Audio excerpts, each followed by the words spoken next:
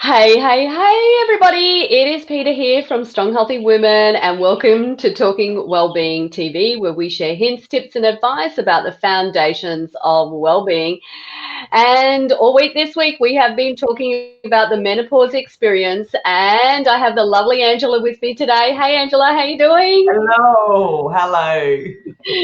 Oh dear, we've had an interesting week this week. It's been such a big topic to cover in three tiny little parts, really. So it needs a lot more time, but at least we're giving the ladies out there, pieces of information that they can take away, that they can run with it, and they can always contact you if they need more information. So I know Yeah, you've got your Embrace program coming up fairly soon as well too. So yeah, that's pretty exciting, yeah, for anybody who really wants to delve into getting through this menopausal time, rather than just surviving it, really thriving through it. So, which is fantastic.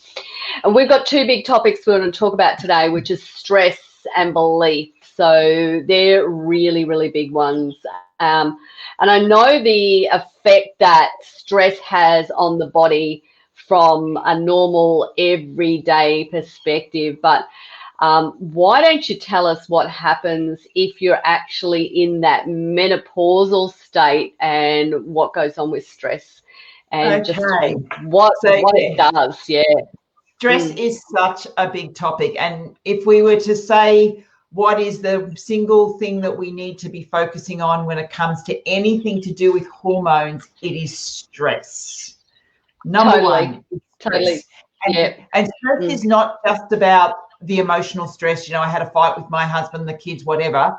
Stress No. covers a lot that we've already been talking about. It's about the food that we're eating. It's about the environment we expose ourselves. It's about the way that we exercise. And actually exercise in itself is if we're just doing healthy exercise, it's a minor stress on the body, but that's okay. The body can cope Yep. with that.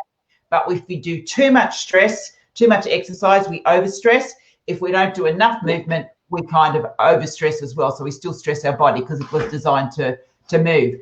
So because we've already kind of covered the first three topics, I'm not going to go too much into food, movement, and No. environment, but we need to be looking at our belief systems around menopause. So this kind of the two topics come together. But when we're stressed, basically our brain sends out signals to our body and it down Mm-hmm. regulates a lot of systems, including our hormones. So when we're in a stress Yeah. situation, we raise cortisol, which is one of our stress hormones, and Yeah. cortisol is a hormone that keeps us alive. And what the body does is it basically takes all the resources it's required to keep it alive from whatever the threat is, Mm. that the perceived threat. It's not even a real threat most of the time. And it takes resources off everything else. And that includes our reproductive system, all of our hormones, our immune system, our ability to sleep, all of that. It just takes all the resources. So then we start to get Mm. imbalances. And it's not just the imbalances of the reproductive hormones, as in progesterone and estrogen. It actually also affects our thyroid. It affects our insulin. So we Mm. do have this thing called the HPA axis, which is the hypothalamic, which is hypothalamus is in the brain, Brain. pituitary, which Yep. is right in the middle of the brain, which is like the master controller, and the adrenal Mm. axis. So all of those three things work together. And when there's a perceived threat, so the hypothalamus kind of says there's a threat, sends a message to the pituitary gland and says, okay, we've got a threat. Tell the adrenal glands, but then it goes back to the pituitary gland, which then throws all of the other hormones out of balance. And if it's only a short-term thing, like you're running across the road and a bus is coming towards you, and all of a sudden you get Yeah. this bump of adrenaline and you go, that's okay because the body will calm down. But unfortunately, we live in a world whereby we are being bombarded by stuff all of the Yeah. time. We have notifications coming through on phones, on watches, we on computers, we've got Yeah. emails, all of this stuff. Even though consciously we go, well, that's just living in the 21st century world, the primitive part of our brain doesn't get this ding, ding, ding, ding. Every time it gets a No. ding, it fires. And we live in this world where our Yeah. brain can continually heightened. firing. So it throws everything out of balance. And what we also need to do is, rather than, and also not just what's going on with the stress, because we'll bring this into the belief systems, is when we come into this time of life, or even beforehand, we need to look at, what do we believe menopause is about? What have we been taught menopause is about? Now, a lot of women, society tells us, as we get older, we have no value. So a lot of women are really scared of menopause, or they're like, well, if I, we have the idea of that we're going to be old and haggard when we become to menopause. Women feel lost, they feel confused, and all of this is triggering stress response, because your body's in a situation where things are out of control. And then your body starts to change because it's reacting to the stress and everything that's going on, which then makes it even worse, because then you go, oh yeah, this is a terrible time of life. I knew it was going to be a terrible time of life, and now I can see it's a terrible time of life. So if you think menopause is going to be a crappy time of life, you are 100% right. It will be. Yeah, I mean, we are our thoughts. If we think that something's going to be a certain way, it is going to be a certain way. So if we can change those thought processes around, then yeah, we can have a much better time of it. I wanted to go back to when we were talking about stress as well too. One of the research studies that I read out of Harvard was that stress only triggers a 90-second response in our body. So that you'll actually feel that response, and for each one of us it'll be somewhere different. It might start in our tummy, it could start with heart palpitations, whatever it happens to be, but that after that 90-second window, what's happening is then any of the responses that we're having, they're coming from the learned behaviors from whatever has existed in our younger life. So it's really, really fascinating, that aspect of how we are the way we are because of whatever's happened in our childhood. So and our thoughts and our beliefs are exactly the same. That's right. And that could even be before our childhood, because depends on what you believe, but we actually bring this in, because if your mum was stressed when she was pregnant, it actually totally it impacts you as a fetus and as you grow. And basically, if your mum's completely stressed all the time, when you're born with that tendency to be stressed. And what you were talking about with the 90 seconds, that's actually adrenaline versus cortisol. So adrenaline's our first stress hormone that comes out, and then after that it's cortisol. And cortisol continues to release every 12 seconds until that perceived threat is gone. It can last for years, because it is our belief. If we think the world is bad, if we think all of this thing is and there's part of our brain called the RAS, and basically is what we believe is what we see. So when you decide you want to buy a red car, I don't know, a red Hyundai, then all of a sudden all you can see is red Hyundais. That's the RAS going, okay, there's red Hyundais everywhere. And that's what it does. And you think things and think, this is a bad world, or all of this. Then you see everything that proves that right. Your brain is always trying to prove you right. So whatever you believe, the brain will go and find evidence that that's right. If you change your belief, then it'll find the different evidence. So none of it's true. It's only what you believe. So beliefs aren't the truth, and you can change your beliefs. You can't. A truth is a truth that can never be changed, but you can change your beliefs, and then you'll see the world in a different way. And it's amazing that when we start, the key thing to change this, I've found, is gratitude. That when we start showing gratitude, things start to turn around. And even if it is the only thing you can be grateful for is the fact that the sun came up today, that's where you start. It's like, I'm grateful the sun came up today. And then the more you do it, the more grateful you get. And then you start to see evidence of things that you can be grateful for. And the situations may be exactly the same, but you're reacting to it differently. And, you know, in a different manner. We can put two women in the same situation and get two different reactions. One would be stressed by it, the other wouldn't be. I'll tell you a story. When I was in, I don't know, either Vietnam or Thailand, one of them, wherever they had lots of big tarantulas. Now, I'm terrified of spiders. And we went into these markets and there was these women sitting around in a circle and there was a big bag in front of them, like a big garbage bag in front of them. And they were putting their hands in and they were pulling them out and they were pulling out live tarantulas and dividing them up amongst all the women. So that was going to be their dinner. I'm just standing there going, I'm not going near it. And I'm kind of getting further and further away. I am terrified that one of these tarantulas is just going to jump and come at me. To them, that was dinner. So they wanted all that because they eat them, they fry them up. It's a delicacy and all of that. It's like that's their food. They weren't stressed about that. The situation was no different, except I had a different perception of what I saw that as danger, as threat. I was afraid, as all this. And they're sitting there going, well, this is dinner.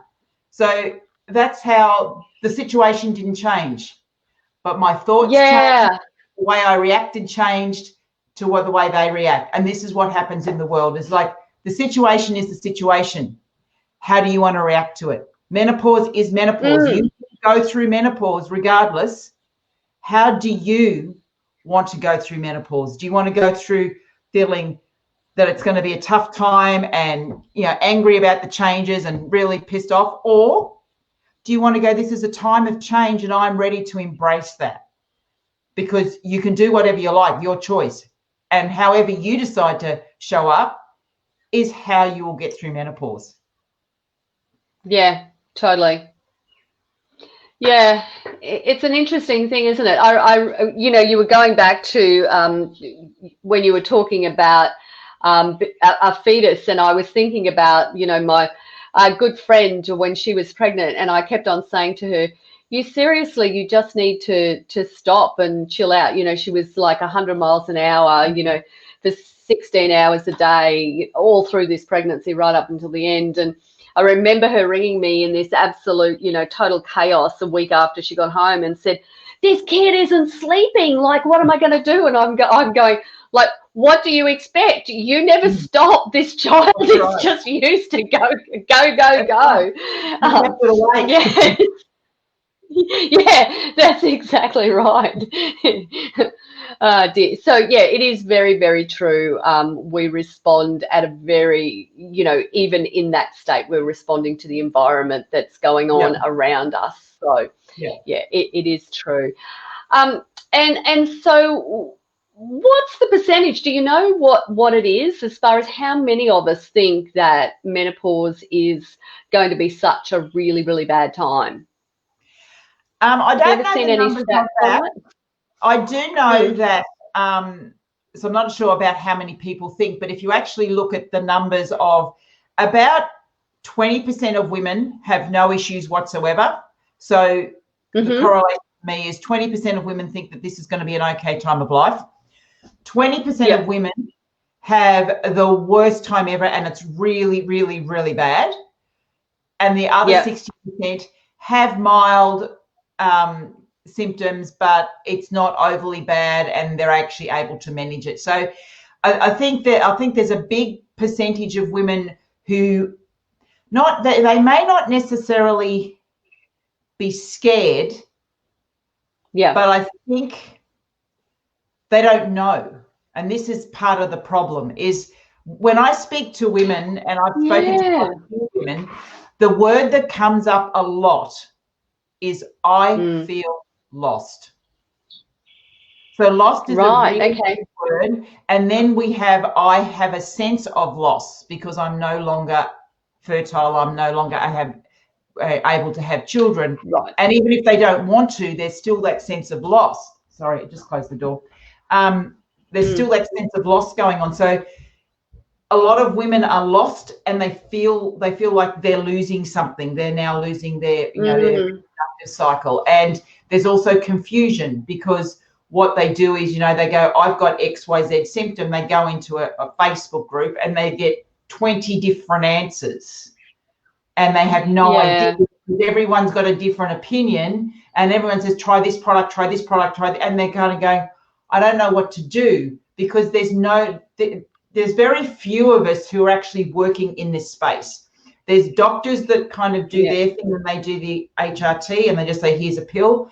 There's not a lot of us who kind of work like I do in the natural space, where we look at what's going on. And a lot of people a lot of people just self-prescribe full stop, and then they just go out there to the health food store and say, what's the best thing I can have? And they just get handed a product.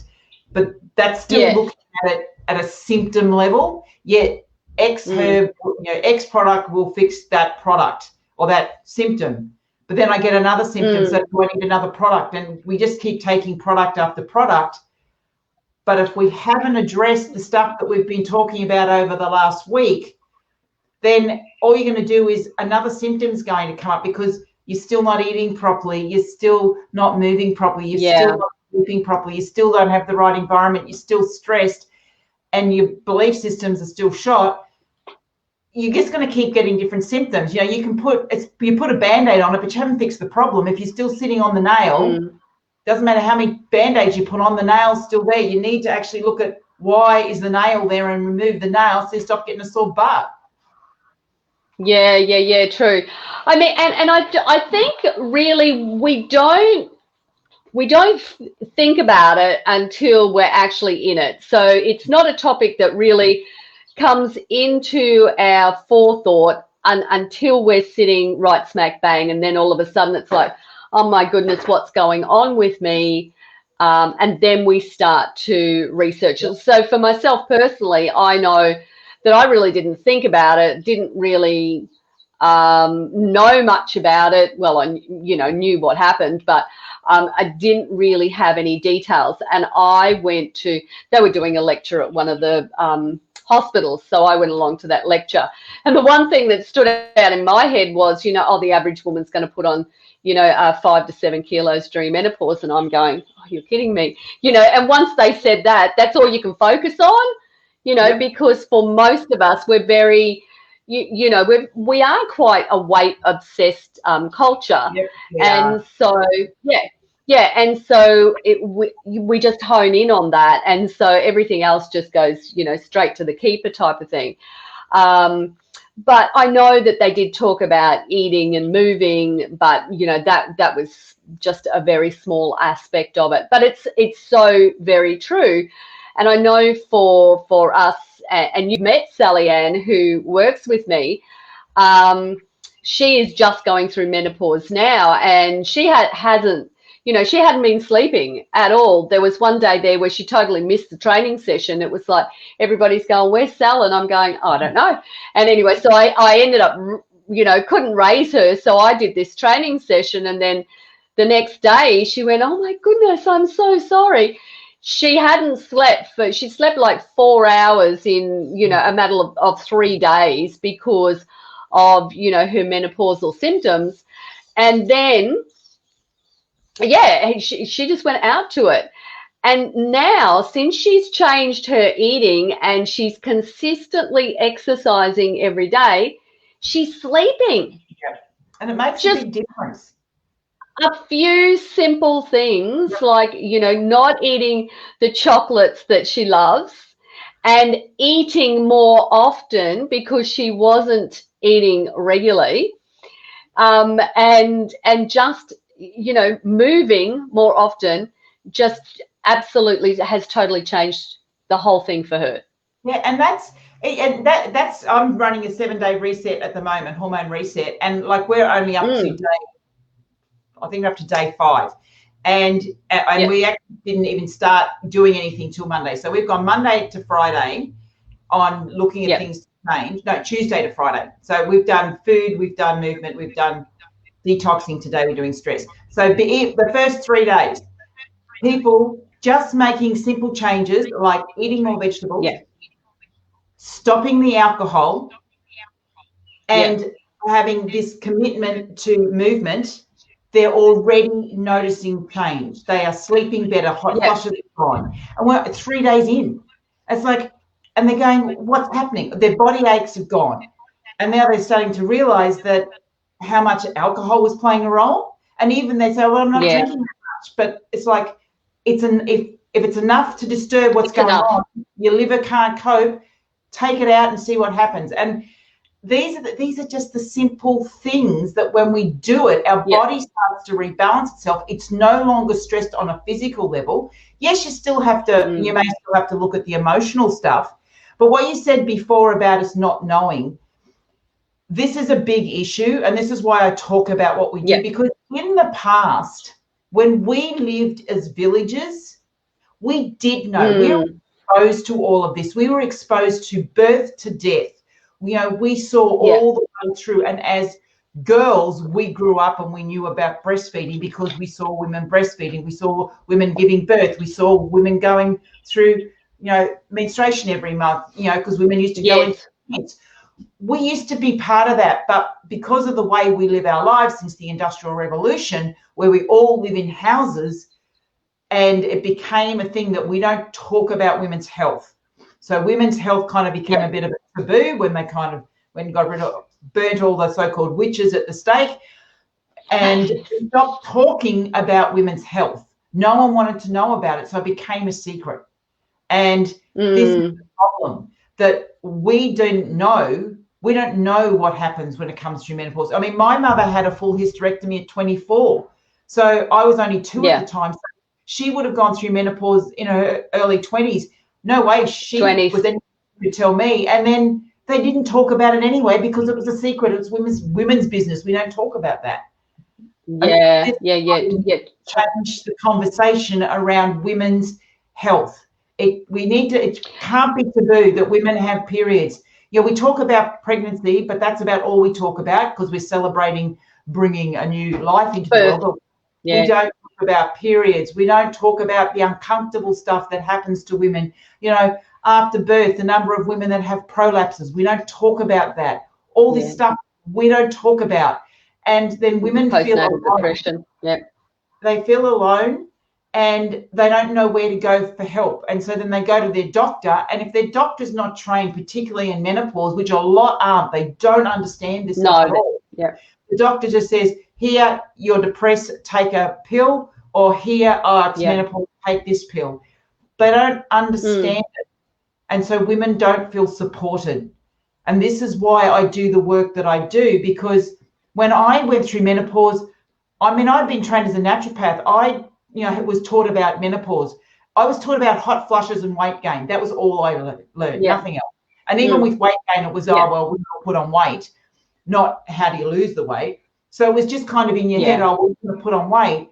And it wasn't until I got here that I realized that there was so much more, particularly the emotional stuff. If women have got unhealed wounds, unhealed emotions, 9 times out of 10, this is the time when they will come to surface. And if you either heal them or you are going to carry them to your grave and you are going to be unwell. This is the time to deal with stuff. And women don't have the support. They don't know what they need to know. They don't know what they don't know. And so then they kind of get into this stage of who am I? What am I? My body's not working and I'm broken. I don't know how to fix myself. No one is broken. You are not broken. The biggest message, you're not broken, but your body is speaking to you. And it's time to stop and listen and say, what are you trying to tell me? What is it that I need to heal? What part of my life still has not been processed?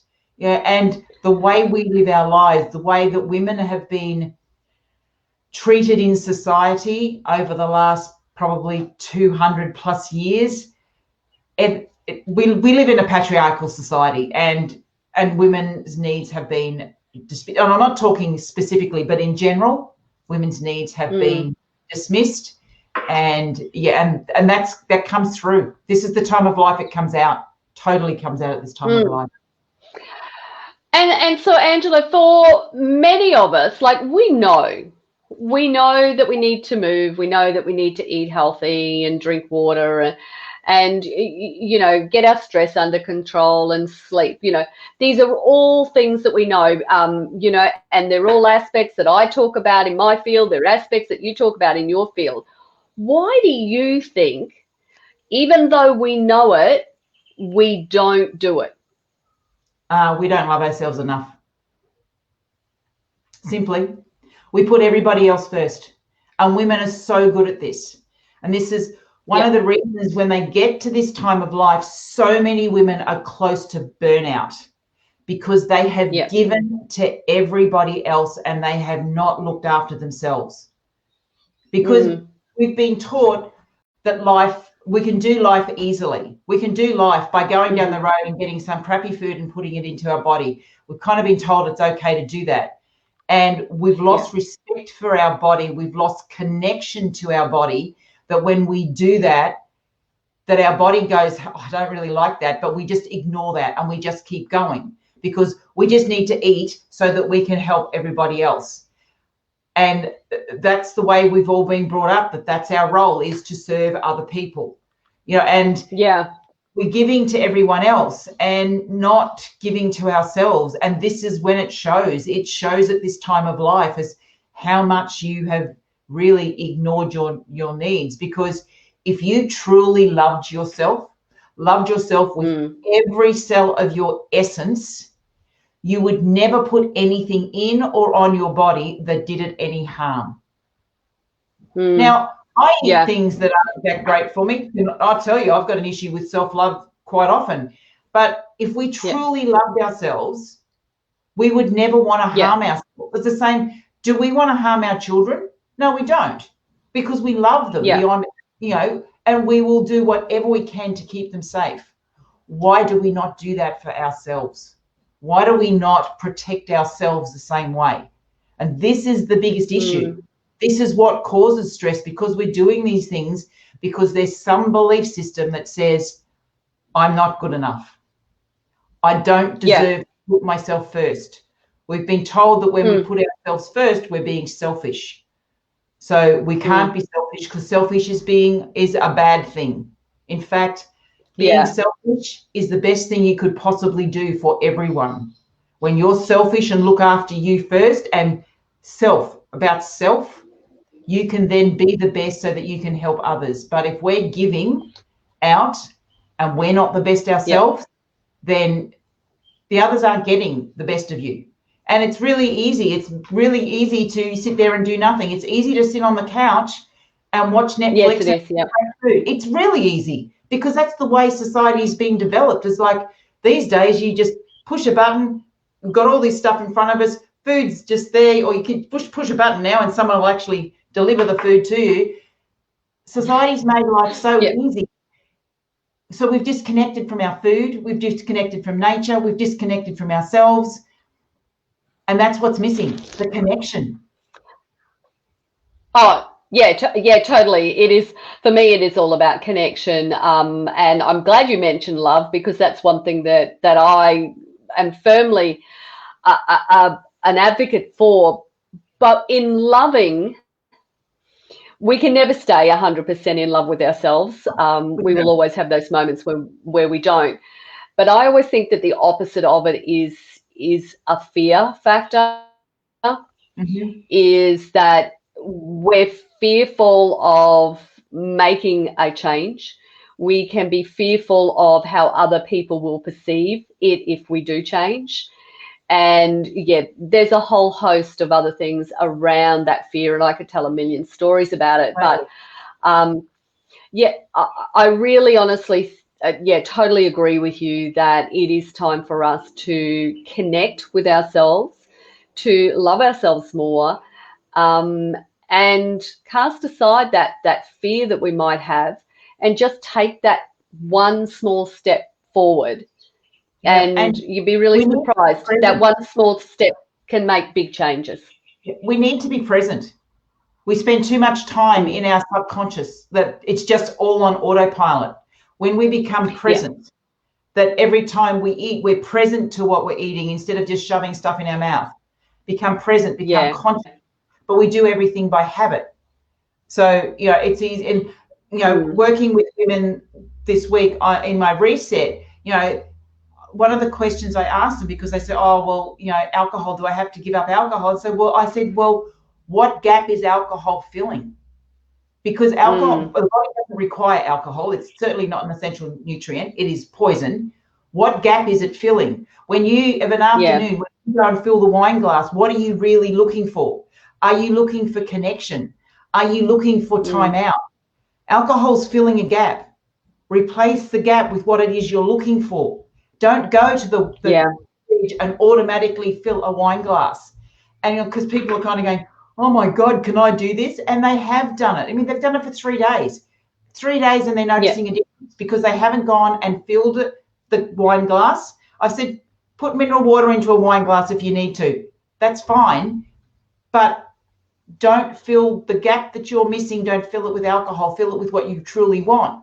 And they're noticing a difference. And it's conscious to them. So consciously, in the afternoon, when they go to fill up the glass, they can remember me in their head saying, what gap are you trying to fill? And they're going, well, okay, I'm going to go and do so. So Fiona, because she's one of your, she's in your program. So she's crocheting now. Instead of filling the wine glass up, she's doing crocheting. She crochets. She does. So, but she had stopped the crocheting and she was drinking the wine instead. Now she's switched it around again. And she's told me that she has noticed in 3 days, she has noticed her body pain is gone. And the other thing about Fiona too is that she crochets a square of a morning as well too. The square of a morning brings her into the moment, gives her peace, calm, so that she moves into her day in that manner rather than feeling anxious about her day as well too.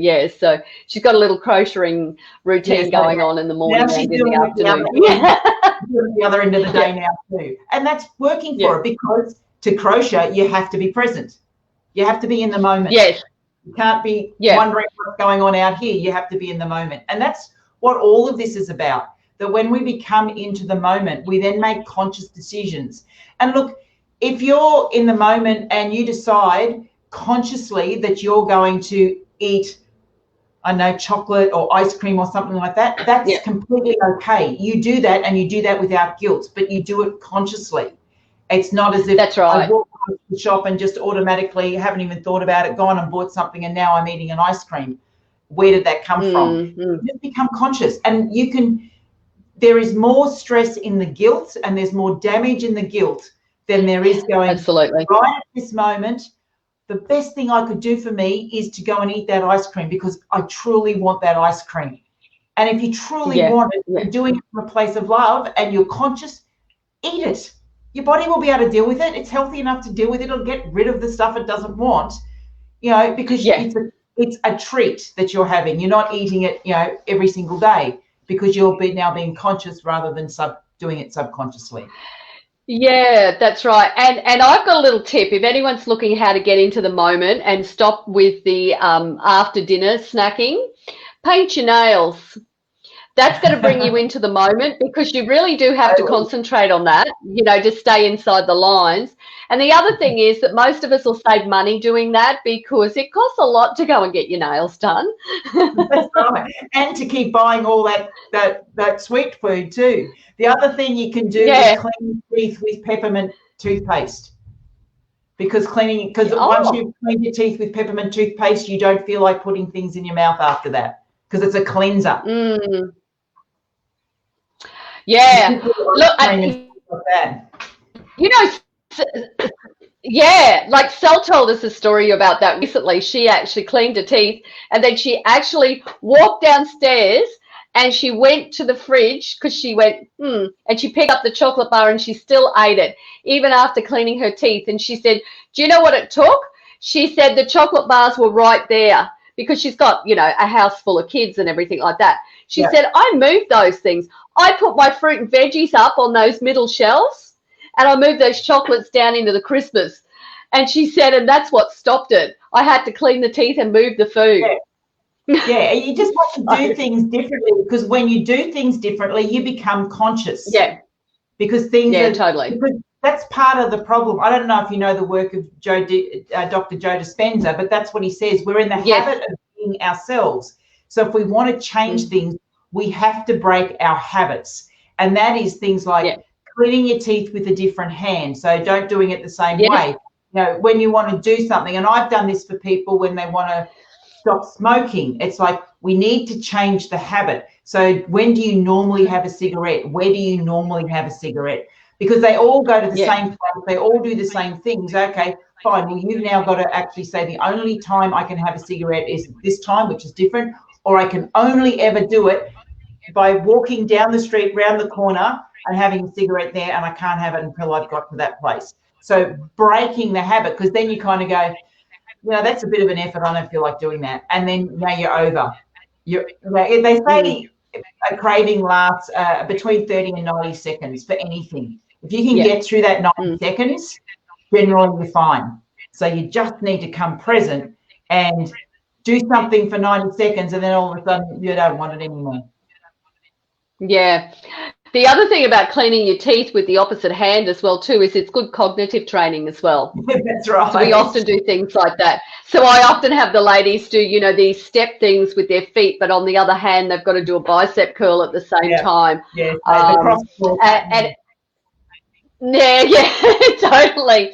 And so, yeah, that's good for our minds as well and gets us present in what's going on. So, off, you know, this stepping off on the different foot that we always seem to step off the same way, and being conscious of stepping off on the other foot. And I had to do that with my hip because I was always favouring one side, and I had to consciously step off on the other side so that I could actually rebalance, because that was part of what my issue was with my hip.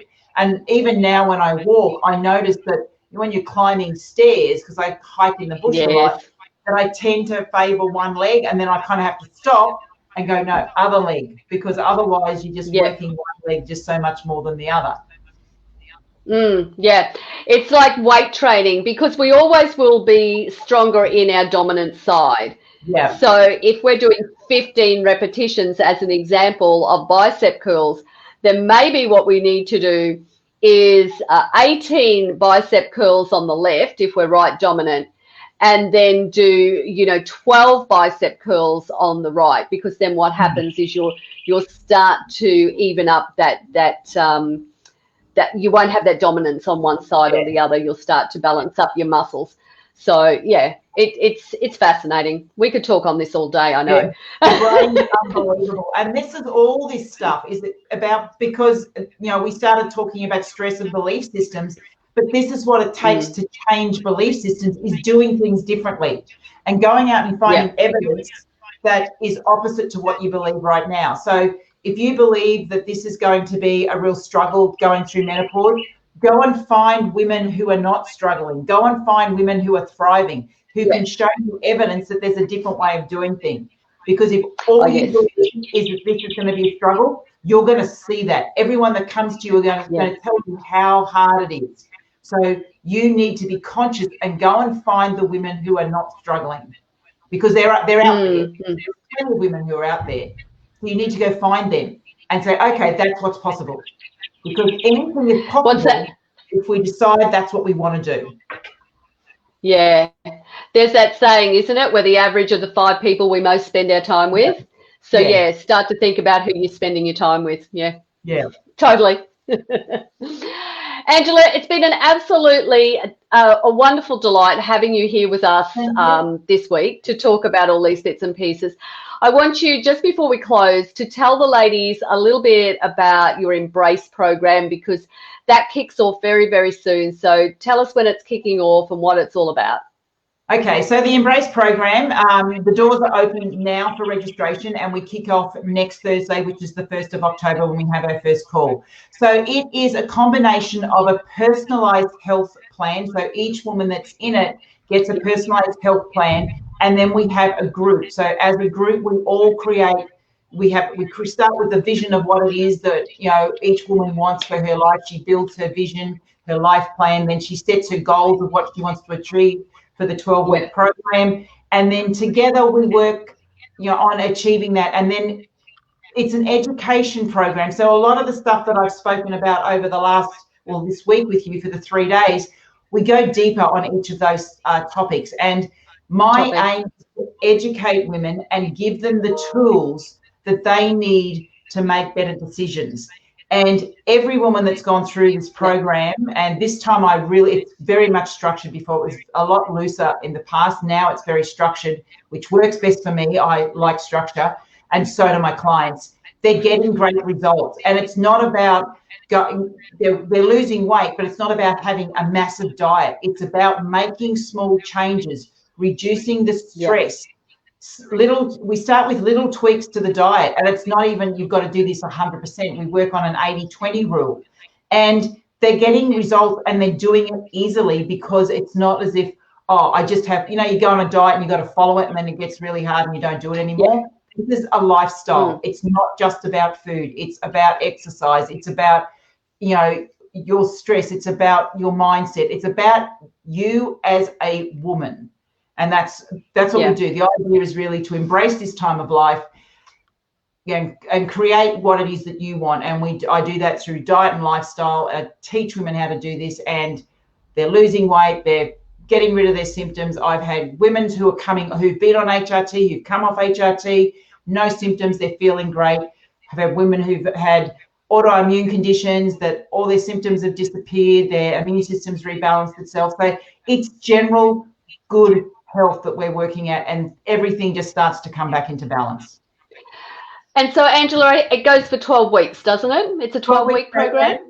Yep. So we start the 1st of October. Once a week we have a call, and then there's a Facebook group.